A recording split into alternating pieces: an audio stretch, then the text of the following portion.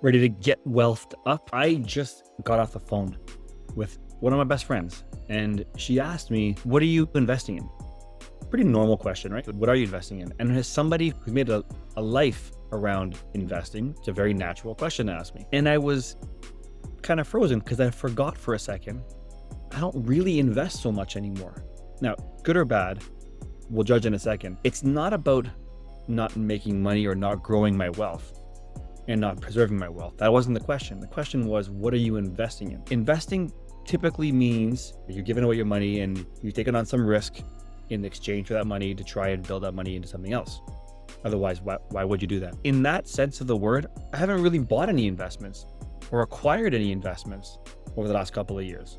Like, I've not really parted with my money in exchange for the risk of bringing in that reward. But how do I survive? I've just changed the way that I interact with money.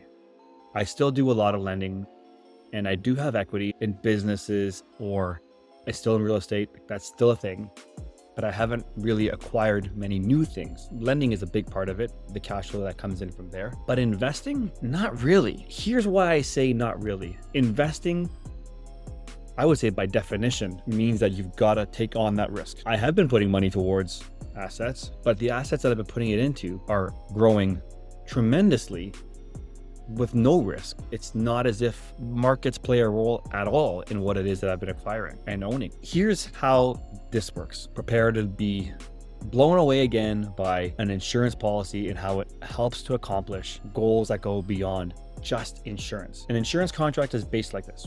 A whole life insurance policy. Somebody, the insured, pays a premium to an insurance company, the insured and the insurer. I give money in premiums to the insurer, and the insurer's got to promise me that in light of that amount and whatever our contract terms were, they got to pay a death benefit at some point in the future. The fact that I'm going to die at some point, and everyone is, that's the whole reason why this exists. They have an absolute sure thing on the schedule. I don't know what day I'll die, but I know that I will at some point. And that's enough for them to start making some decisions based on that truth. So in exchange for some premiums that I would pay regularly every year, they're going to pay this massive death benefit. Now, if I get there without dying to a certain age, at 100, then I get that money. That's neither here nor there. Here's what they need to do with the money that I'm paying into premium. They need to take the premium and they apply it to the cost of insurance. They also have to invest that money and grow it. And insurance companies are notorious for having boatloads of cash. So they get access to the best deals, whatever those are.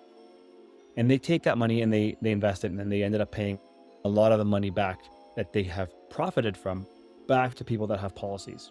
That's why it's called participating. I'm participating in their growth, participating whole life policy.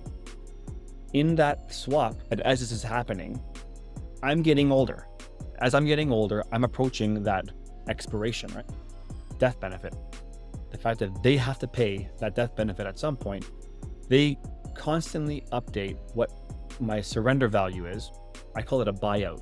How much would they give me if I wanted to let them off this contract now? And every day, that is my cash value. That is the cash value, also known as the cash surrender value. They have to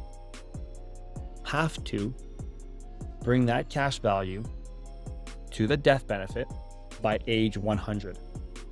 It's got nothing to do with interest rates. It's got nothing to do with the world economy. It's got nothing to do with anything to do with market forces at all.